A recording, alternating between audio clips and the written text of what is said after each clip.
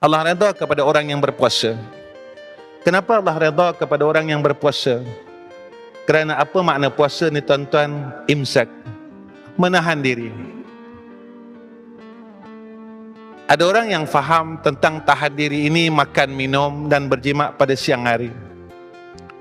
Sebab itu ada hadis daripada Nabi SAW.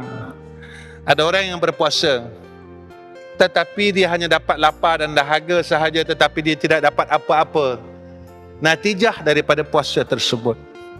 Beta ulama menyatakan puasanya orang yang saleh, orang yang khawas.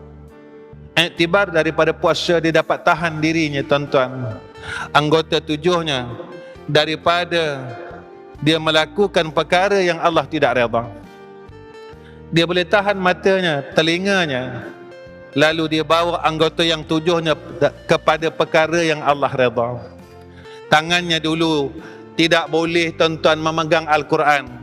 Hasil daripada Ramadan, tangan dia tadi menjadi cinta untuk mengambil Al-Quran setiap hari.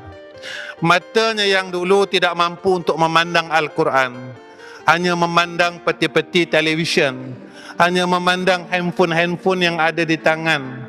Tetapi selepas daripada Ramadan, yang mana Ramadan itu adalah satu bulan yang masyhur diperkatakan, iaitu bulan Al-Quran, mata kita menjadi cinta untuk memandang Al-Quran, kerana Al-Quran ini kalam Allah.